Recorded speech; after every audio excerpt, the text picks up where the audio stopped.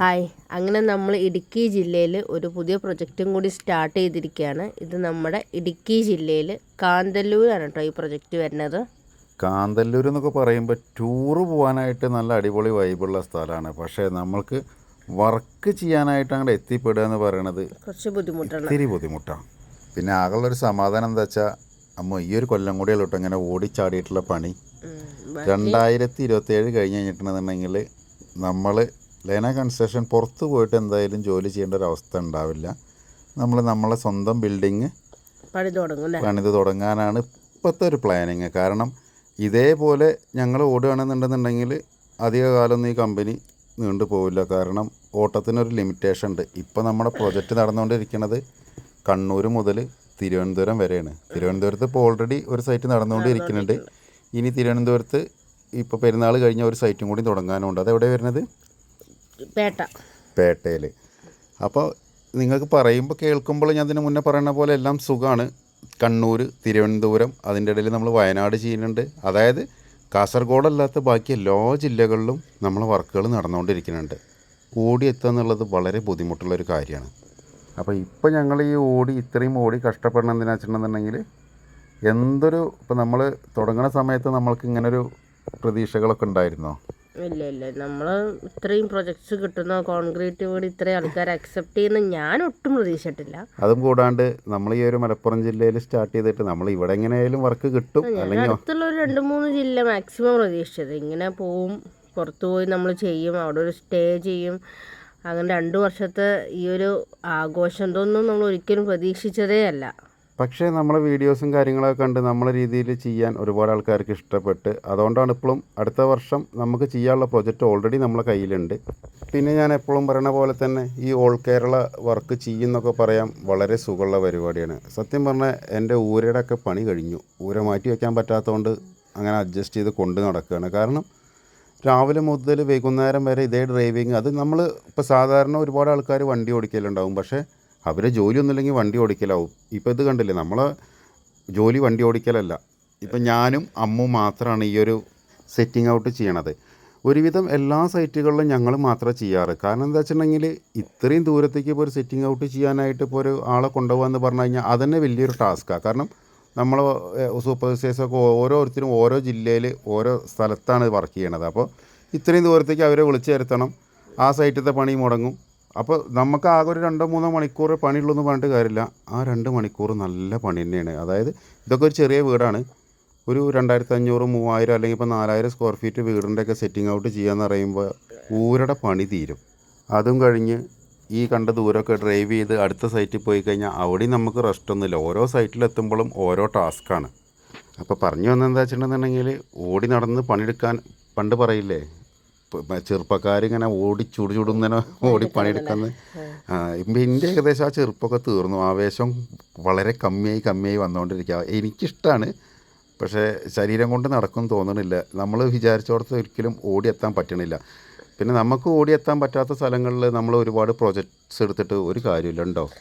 ഇല്ല, ഇനിയിപ്പോൾ കാന്തല്ലൂർ അങ്ങനെയുള്ള ദൂരത്തൊന്നും ഞാൻ എടുക്കുന്നില്ല. ഇപ്പോൾ ഇനി കണ്ണൂരൊക്കെ മാക്സിമം കുറച്ച് ഒഴിവാക്കണം എന്ന് വിചാരിക്കുന്നുണ്ട്. കാരണം ഈ നമ്മൾ കൂടുതൽ കോട്ടയം, എറണാകുളം ഇവിടെ ബേസ് ചെയ്ത് നിൽക്കുമ്പോൾ ഈ കണ്ണൂർക്കൊക്കെ പോവുക, അവിടെ പോയി പുതിയ പ്രൊജക്റ്റ് സ്റ്റാർട്ട് ചെയ്യുക, പിന്നെ അങ്ങോട്ടുള്ള യാത്രയൊക്കെ ആലോചിക്കുമ്പോൾ കൂടുതൽ കോട്ടയം, എറണാകുളം അവിടെ ഫോക്കസ് ചെയ്യണതാണ് നല്ലത്. ഏറ്റവും കൂടുതൽ നമ്മൾക്ക് ഇനിയിപ്പോൾ ഒരൊറ്റ ജില്ലയും കൂടി, കാസർഗോഡ് ജില്ലയിൽ ഒരു പ്രൊജക്റ്റും കൂടി എടുത്തു കഴിഞ്ഞിട്ടുണ്ടെന്നുണ്ടെങ്കിൽ എൻ്റെ ഒരു അഭിപ്രായത്തിൽ വേറെ ഏതെങ്കിലും കൺസ്ട്രക്ഷൻ കമ്പനി ചെയ്തിടണമെന്നറിയില്ല, കേരളത്തിലെ എല്ലാ ജില്ലയിലും പ്രത്യേകിച്ച് നമ്മളെ രീതിയിലുള്ള വീട് ബാക്കി 13 ജില്ലകളിലുമായി. കാസർഗോഡ് മാത്രമേ ഇപ്പം ഞാൻ ആവശ്യമുള്ളൂ. അപ്പോൾ കാസർഗോഡ് നീ വേണമെങ്കിൽ ഒരെണ്ണം എടുത്തോളം. ഉണ്ടോ? കാസർഗോഡ് എന്തായാലും നമ്മളൊന്ന് ചെയ്യും. അങ്ങനെ നമ്മളിവിടെ സെറ്റിംഗ് ഔട്ടെല്ലാം കഴിഞ്ഞ് പള്ളിയിലച്ഛൻ വന്നിട്ട് ചെറിയൊരു കല്ലിടൽ ചടങ്ങാണ്, പ്രാർത്ഥനയാണ് നടന്നുകൊണ്ടിരിക്കുന്നത്. ഈ വീട് നമ്മൾ വെക്കുന്നത് എറണാകുളത്ത് താമസിക്കുന്ന സജി അലക്സ് എന്ന് പറഞ്ഞൊരു അങ്കിളിനാണ് കേട്ടോ. അപ്പോൾ അങ്കിളും ആൻറ്റിയും മാത്രമേ ഉള്ളൂ. 2 പേരും റിട്ടയർഡ് ഗവൺമെൻറ് ഒഫീഷ്യൽസ് തന്നെയാണ്. അവർ പണ്ട് ഇതുപോലെ ടൂറ് വന്ന സമയത്ത് നീലക്കുറിഞ്ഞി കാണാൻ വേണ്ടി വന്നതാണ് ഈ പ്രോപ്പർട്ടിയുടെ അടുത്ത്. അന്ന് അവിടെ ആ സ്ഥലം മേടിച്ച് അതിലിപ്പോൾ ഓൾറെഡി ഒരു റിസോർട്ട് ഉണ്ട്. അതിലാണ് ഇപ്പോൾ ഞങ്ങളും അവരും താമസിക്കുന്നത്. എന്ന് വെച്ചാൽ ഇതൊരു എനിക്ക് എൻ്റെ ഓർമ്മയിൽ അവർ പറഞ്ഞത് 20 years ആയി തോന്നുന്നുണ്ട് അവരിത് വാങ്ങിയിട്ട്. അത്ര എനിക്കിപ്പോൾ ഓർമ്മ കിട്ടുന്നില്ല. അപ്പോൾ അവർ അന്ന് ഇവിടെ നീലക്കുറിഞ്ഞി കാണാനായിട്ട് വന്നത്. ഇവിടെ തൊട്ടടുത്ത് നീലക്കുറിഞ്ഞി പൂക്കുന്നൊരു പ്ലേസ് ഉണ്ട്, അത് കാണാനായിട്ട് ഇവിടെ വന്നതാണ്. ആ സമയത്ത് വാങ്ങിച്ചതാണ് ഈ ഒരു പ്ലോട്ട്. പിന്നെ കുറച്ച് വർഷങ്ങൾക്ക് ശേഷം അവർ തൊട്ടടുത്ത് ഇതിനോട് ചാരിയിട്ടുള്ള ഒരു പ്ലോട്ടും കൂടി മേടിച്ചിട്ടുണ്ട്. അവിടെ ഓൾറെഡി ഒരു റിസോർട്ട്, ഒരു 4 BHK ഉള്ള റിസോർട്ട് പണിതിട്ടുണ്ട്. അതിപ്പോൾ റെൻ്റ് ഔട്ടിന് പോകുന്നുണ്ട്. അപ്പോൾ അതിന് ശേഷമാണ് ഇപ്പോൾ ഇവിടെ ഇവർ റിസോർട്ട് ചെയ്യണത്. ഇതിൻ്റെ ഗ്രൗണ്ട് ഫ്ലോർ ഇവർക്ക് താമസിക്കാനും അതുപോലെ അപ്സ്റ്റെയർ ഇതേപോലെ ടൂറിസ്റ്റിന് കൊടുക്കാനുമാണ് പ്ലാന്. പക്ഷേ അവരിപ്പോൾ ഉള്ള റിസോർട്ടിനേക്കാളും ഏറ്റവും സൂപ്പർ ആവാൻ പോണത് ഈ ഒരു റിസോർട്ടാണ്. കാരണം എന്താ വെച്ചിട്ടുണ്ടെന്നുണ്ടെങ്കിൽ ഈ റിസോർട്ടിൻ്റെ നേരെ മുന്നിൽ വരാൻ പോണത് ഡാമാണ്. ആ ഡാമിൻ്റെ പേരെന്തായിരുന്നു? പട്ടിശ്ശേരി ഡാം. അതിപ്പോൾ ഏകദേശം ഞങ്ങൾ ഈ ചെല്ലണേൻ്റെ ഒരാഴ്ച മുന്നെയാണ് അതിൻ്റെ ഉദ്ഘാടനം കഴിഞ്ഞത്. അതിപ്പോൾ നിങ്ങൾക്ക് അറിയാമല്ലോ, കേരളത്തിലെല്ലാം ഇപ്പോൾ ഉദ്ഘാടനങ്ങൾ ചെയ്തുകൊണ്ടിരിക്കുകയാണ്. അപ്പോൾ ആ സംഭവം തീർന്നിട്ടില്ല, ഉദ്ഘാടനം കഴിയും. അതെന്തായാലും ഇപ്പോൾ ഈ ഇലക്ഷൻ്റെ മുന്നേ ഒരു ഉദ്ഘാടനങ്ങളൊക്കെ തീർക്കും. അപ്പോൾ അത് ഈ കല്ലിടൽ ചടങ്ങിൻ്റെ പോലെ തന്നെയാണ്. ഇപ്പോൾ നമ്മളൊരു വീട് ചെയ്യുമ്പോൾ അതിൻ്റെ സെറ്റിംഗ് ഔട്ട് ചെയ്താൽ മാത്രം പോരാ, നമ്മളതിൻ്റെ കല്ലിടൽ ചടങ്ങും എല്ലാ സാധനവും നമ്മൾ തന്നെ ചെയ്യണം അല്ലേ. അതിൻ്റെ കാരണം എന്താ വെച്ചിട്ടുണ്ടെങ്കിൽ ഞങ്ങൾ വെക്കണ വീടുകളൊക്കെ ഞങ്ങളെ വീഡിയോസ് കണ്ടിട്ടാണ്. അപ്പോൾ ഇതിൽ ഈ കാണുന്ന പരിപാടിയൊക്കെ ഞങ്ങൾ ചെയ്യുമ്പോൾ ഉണ്ടാവുമെന്ന് അവർ തീരുമാനിക്കണോ. അപ്പോൾ സത്യം പറഞ്ഞു കഴിഞ്ഞാൽ ചില സൈറ്റുകളിൽ ചില സാധനങ്ങളും കൂടി ഉണ്ടാവില്ല. പക്ഷെ ഇവിടെ അങ്കിളെല്ലാം സെറ്റ് ചെയ്ത് വെച്ചായിരുന്നു. അങ്കിള് എല്ലാ സാധനങ്ങളും വണ്ടിയിൽ സ്റ്റോക്കായിരുന്നു. സിമെൻ്റ് അടക്കം അവർ വാങ്ങി വെച്ചായിരുന്നു. അതുകൊണ്ട് നമുക്ക് വേറെ ബുദ്ധിമുട്ടൊന്നും ഉണ്ടായില്ല. ഇത് നമ്മുടെ ഈ സൈറ്റിൻ്റെ മുകളിൽ അവർ കൃഷി ചെയ്തിരിക്കുന്നത് കേട്ടോ. ഇതാണ് ഇവിടെ നിന്നുള്ളൊരു വ്യൂ. ഞാൻ ഇതിൻ്റെ മുന്നേ ഇട്ടിട്ടുണ്ടായിരുന്നു. ഈ റോഡിൻ്റെ നേരെ അപ്പുറത്ത് ഡാമാണ്. ആ ഡാമിൽ അടുത്ത വർഷം ഫുള്ള് വെള്ളം നിറഞ്ഞ് നിൽക്കാൻ പോവുകയാണ്. അതായത് ഈ വർഷത്തെ ഫുള്ള് മഴയത്തെ വെള്ളം നമ്മളവിടെ സ്റ്റോർ ചെയ്യാനുള്ള ഉദ്ഘാടനം കഴിഞ്ഞിട്ടുണ്ട്. അവർ ഏകദേശം കുറച്ച് 1 മാസം 2 മാസത്തെ വർക്കും കൂടിയേ ഉള്ളൂ. അത് കഴിഞ്ഞ് കഴിഞ്ഞിട്ടുണ്ടെന്നുണ്ടെങ്കിൽ അത് കഴിയുമ്പോഴേക്കല്ലേ മഴയും പെയ്യുള്ളൂ അല്ലേ. അതെ. കാന്തല്ലൂരിലൊരു പ്രത്യേകത എന്ന് വെച്ചാൽ ആപ്പിൾ നല്ലപോലെ ഉണ്ടാവുന്ന ഒരു പ്രദേശമാണ്. അപ്പോൾ അതുകൊണ്ട് ഇപ്പം തന്നെ ഈ സൈറ്റിൽ ഇതിൽ എല്ലാം ഉണ്ട് കേട്ടോ. ആപ്പിൾ ഉണ്ട്, ഓറഞ്ച് ഉണ്ട്, സ്ട്രോബെറി ഉണ്ട്. കഴിഞ്ഞ പ്രാവശ്യം നമ്മൾ വീഡിയോയിൽ ആപ്പിൾ കാണിച്ചു തന്നിരുന്നു. ഇതിപ്പോൾ ഓറഞ്ചാണ്. അപ്പോൾ എല്ലാതും ഉണ്ട്. ഇതൊക്കെ എന്ന് വെച്ചാൽ അങ്കിളുടെ ഒരു പ്രത്യേക ക്രേസ് ആട്ടോ. അവർ വന്ന് ഫുൾ ടൈം ഇവിടെ ഹാർഡ് വർക്കിംഗ് ആണ് അങ്കിള്. അതേപോലെ ഇതിൻ്റെ ഫുള്ള് നനയ്ക്കലെല്ലാം ഓട്ടോമേറ്റഡ് ആണ്. ഇതൊക്കെ അവർ എറണാകുളത്ത് നിന്ന് നനച്ചിട്ടാണ് കേട്ടോ ഉണ്ടാക്കുന്നത്. അവിടെ നിന്ന് ഏറ്റവും വലിയ കോമഡി എന്താ വെച്ചിട്ടുണ്ടെങ്കിൽ അവർ ഇവിടെ വന്നു കഴിഞ്ഞിട്ടുണ്ടെന്നുണ്ടെങ്കിൽ അവർ വീട്ടിൽ ഓൾറെഡി കുറച്ച് പ്ലാൻസും കാര്യങ്ങളൊക്കെ ഉണ്ട് അത്ര. അത് ഇവിടെ ഇരുന്നിട്ട് അവിടെയും കൺട്രോൾ ചെയ്യും. അപ്പോൾ അത് അവരുടെ ഒരു ഹാർഡ് വർക്ക് കൊണ്ട് മാത്രമാണ് ഇത് ചെയ്യുന്നത്. അതേപോലെ ഇവിടെ 2 കെയർ ടേക്കേഴ്സ് ഉണ്ട്. അവരും അതേപോലെ തന്നെ നല്ല ഇതായതുകൊണ്ടാണ്. ഈ വീട് ഒരു 2 നില ചെയ്ത് കഴിയുമ്പോഴേക്കും ആ മുന്നിലുള്ള വ്യൂ എന്ന് പറഞ്ഞാൽ ഭയങ്കര അസാധ്യ വ്യൂ ആണ്. അതേപോലെ ഡാമിൽ വെള്ളം കൂടി നിറഞ്ഞു കഴിഞ്ഞാൽ അതിനേക്കാൾ അടിപൊളിയാണ്. അതേപോലെ തന്നെ നീലക്കുറിഞ്ഞിയും പൂക്കും. അതും ഇവർക്ക് ഇവിടെ നിന്നുകൊണ്ട് കാണാമെന്നാണ് പറയുന്നത്. നെക്സ്റ്റ് ഇയറിനാണ് തോന്നുന്നത് ഇനി പൂക്കുന്നത്. 14 വർഷം കൂടുമ്പോഴല്ലേ? അതെ 14-12 ആണ്. അപ്പോൾ ഞങ്ങൾക്ക് എന്തായാലും നെക്സ്റ്റ് നീലക്കുറിഞ്ഞി പൂക്കണത് പോയി നിന്ന് കാണാനുള്ള സ്ഥലമുണ്ട്. ഞാൻ ഇതുവരെ കണ്ടിട്ടില്ല. അപ്പോൾ എന്തായാലും അടിപൊളിയായിട്ടുള്ളൊരു സൈറ്റാണ്. ആദ്യം ഞാൻ കഴിഞ്ഞ വീഡിയോയിൽ പറഞ്ഞായിരുന്നു, ആദ്യം ഇങ്ങോട്ട് കയറി വരുമ്പോൾ ഫസ്റ്റ് വരുന്ന സമയത്ത് ബുക്കിംഗ് ടൈമിൽ വരുമ്പോൾ അയ്യോ നമ്മുടെ വർക്കേഴ്സ് എങ്ങനെ ഇവിടെ കൊണ്ടുപോയി നിർത്തുന്ന വരെ ഞാൻ ചിന്തിച്ചു. പക്ഷെ ഇവിടെ വന്നപ്പോൾ നല്ല സൂപ്പർ ക്ലൈമറ്റ് ഇപ്പോൾ ഈ പ്രൊജക്റ്റ് ഇപ്പോൾ തന്നെ സ്റ്റാർട്ട് ചെയ്യണം കേട്ടോ. കാരണം മഴയൊക്കെ തുടങ്ങിക്കഴിഞ്ഞാൽ അവിടെ ഒരിക്കലും നിൽക്കാൻ പറ്റില്ല. ഇപ്പം തന്നെ ഇവിടെ തണുപ്പാണ്. അതേപോലെ റേഞ്ച് ഇല്ല ഇവിടെ. എത്ര ഡിഗ്രി ആയിരുന്നു തണുപ്പ്? 14 ഡിഗ്രി ആയിരുന്നു. പിന്നെ റേഞ്ച് എന്ന് പറഞ്ഞ സാധനം അമ്മൂന്റെ കയ്യിൽ ആ കോട്ട് കണ്ടായിരുന്നു. നട്ടുച്ചയ്ക്കാണ് ഇപ്പോൾ കോട്ട് പിടിച്ച് നടക്കുന്നത്. റേഞ്ച് എന്ന് പറഞ്ഞ സാധനമല്ല. പിന്നെ അങ്കിള് ഇവിടെ റിസോർട്ടിലും വൈഫൈ ഉണ്ട്, അതേപോലെ സൈറ്റിലും വൈഫൈ ഉണ്ട്. അതുകൊണ്ട് പിന്നെ വർക്കേഴ്സിന് കുഴപ്പമില്ല. ഞങ്ങൾ എന്തായാലും അവിടെ പോയ സമയത്ത് 2 ദിവസമാണ് നല്ല ഫ്രീ ആയിട്ട് ഇരിക്കാൻ പറ്റിയത്. കാരണം ഞങ്ങൾക്ക് ഒരു 3-4 ഫോണുണ്ട്. ആ 3-4 ഫോണിൽ 2 ഫോൺ എപ്പോഴും വിളി വരുന്നതാണ്. അപ്പോൾ ഒരു സൈലൻസ് ഫീൽ ചെയ്യും. ഇപ്പം എന്താണെന്നുണ്ടെങ്കിലും നമുക്കൊന്നും അറിയാൻ പറ്റില്ല. പക്ഷെ അത് കുറച്ച് ബുദ്ധിമുട്ടാണ്. നമ്മുടെ സൈറ്റിലെ പല കാര്യങ്ങളും ബുദ്ധിമുട്ടാണ്. എങ്കിൽ കൂടി നമുക്ക് ഒരു ഫ്രീ ഓഫ് മൈൻഡാണ് അവിടെ ചെന്ന് കഴിഞ്ഞാൽ. പിന്നെ ചില ഹോട്ടലിൻ്റെ ഫ്രണ്ടിലൊക്കെ എഴുതി വയ്ക്കുന്നുണ്ടല്ലേ 24/7 എന്ന് പറയുന്ന പോലത്തെ ഒരു അവസ്ഥയാണ് നമ്മളത്. പെരുന്നാളാണെന്നുണ്ടെന്നുണ്ടെങ്കിലും എന്താണെന്നുണ്ടെങ്കിലും സൈറ്റുകൾ ചാലുവായ കാരണം കൊണ്ട് എല്ലാ സമയത്തും ആര് വേണമെങ്കിലും എപ്പോൾ വേണമെങ്കിലും വിളിക്കാം. ഇതാണ് നമ്മളെ പട്ടിശ്ശേരി ഡാം. ഇതിന് മുന്നേ ഞാൻ വീഡിയോ ഇട്ടിട്ടുണ്ടായിരുന്നു. പക്ഷേ ആ സമയത്ത് ഈ ഒരു പെയിൻറ്റിങ് ഉണ്ടായിരുന്നില്ല. അപ്പോൾ ജസ്റ്റ് പെയിൻ്റ് അടിച്ചു, അതോടുകൂടി ഉദ്ഘാടനം കഴിഞ്ഞു. അമ്മു അവിടെ ഒരു ദൈവമുണ്ട്, ദൈവത്തിനോട് നന്നായിട്ട് പ്രാർത്ഥിക്കുകയാണ്. അത് മനുഷ്യ ദൈവമാണ്. അതെ, എല്ലാരും മനുഷ്യ ദൈവന്മാരുണ്ട്. എന്തോ ഒരു കാളനാണ്, കൃഷ്ണനൊക്കെ മനുഷ്യ കാളം ദൈവമല്ലേ. പോലെ.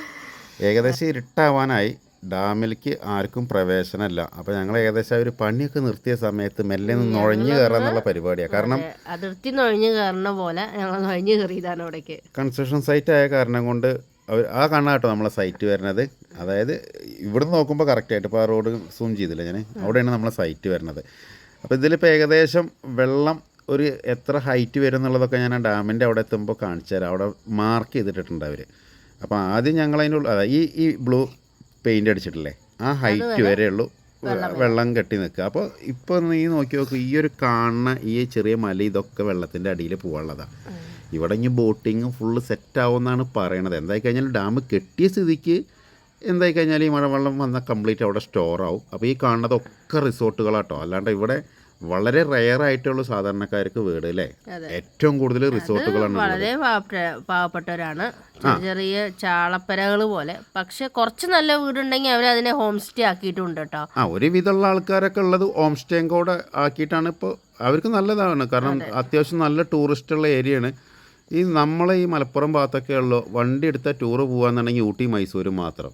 ഞാൻ എപ്പോഴും പറയാറുണ്ട്, കട്ടപ്പന അന്ന പോലെ ഈ സ്ഥലങ്ങളിലേക്കൊന്നും അറിയുന്നില്ല കേട്ടോ ആരും ഇത്രയും നല്ല സ്ഥലങ്ങളുണ്ട്. അതുകൊണ്ട് ഇതൊക്കെ അടിപൊളി എന്ന് പറഞ്ഞാൽ ഞാൻ പറഞ്ഞില്ലേ, ഫസ്റ്റ് ഞാൻ പോണ സമയത്ത് എനിക്ക് വളരെ ബോറടിച്ചൊരു സൈറ്റായിരുന്നു. പക്ഷെ അവിടെ ചെന്ന് കഴിഞ്ഞാൽ സത്യം പറഞ്ഞപ്പോൾ പോരാൻ തോന്നില്ല. ആദ്യം ഞങ്ങളെ രണ്ടാളെ വീഡിയോ എടുക്കലും വരലോ കണ്ടപ്പോൾ തന്നെ അവിടെ നിന്ന് സെക്യൂരിറ്റി വന്നിട്ട് എങ്ങോട്ടങ്ങൾ എന്താണെന്നൊക്കെ ചോദിച്ച് ആട്ടി വിട്ടു. പിന്നെ സ്വാഭാവികം നമ്മൾ ആരെന്ത് പറയുമ്പോഴും താഴ്ന്ന് കേണ അപേക്ഷിക്കുക, ആളടിയും കാലും പിടിക്കുക, സോപ്പ് ഇടുക.